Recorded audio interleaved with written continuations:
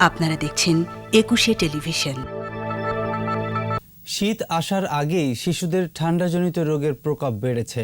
গেল ২ সপ্তাহে জ্বর, নিউমোনিয়া, ডায়রিয়া সহ শ্বাসতন্ত্রের বিভিন্ন সমস্যায় ঢাকা শিশু হাসপাতালে বেড়েছে রোগী ভর্তির সংখ্যা। এ অবস্থায় ঋতু পরিবর্তনের সময়টাতে শিশুদের বাড়তি যত্ন এবং প্রয়োজনে চিকিৎসকের শরণাপন্ন হওয়ার পরামর্শ বিশেষজ্ঞদের।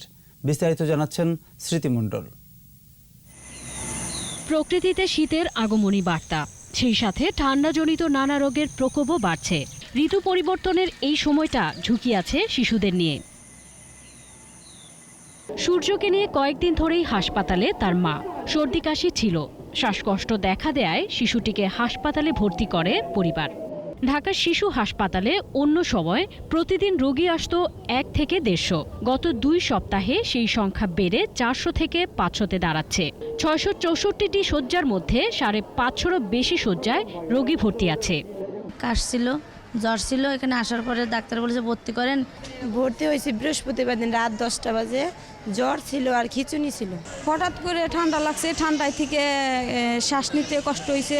নিউমোনিয়া, অ্যাজমা, শ্বাসকষ্ট, ডায়রিয়া সহ শ্বাসতন্ত্রের বিভিন্ন রোগে আক্রান্ত হয়ে হাসপাতালে রোগীর সংখ্যা বাড়ছে। ১৫-২০ দিন থেকে আমাদের প্রত্যেক দিনই 10% ইনক্রিমেন্ট আসছে অ্যারাউন্ড। শীতে শিশুদের সুরক্ষায় পরিবারকে, বিশেষ করে মায়ের সচেতনতা জরুরি বলছেন বিশেষজ্ঞরা। ছোট বাচ্চার ক্ষেত্রে অবশ্যই সে মায়ের কোলে থাকবে, স্কিনের টাচে থাকবে, তারপরে তার ফিডিংটা অবশ্যই এনশিওর করতে হবে।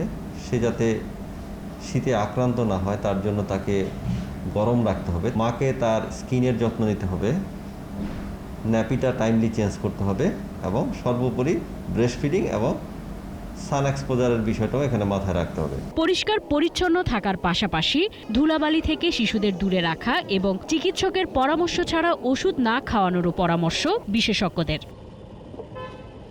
স্মৃতি মণ্ডল, ২১শে টেলিভিশন, ঢাকা।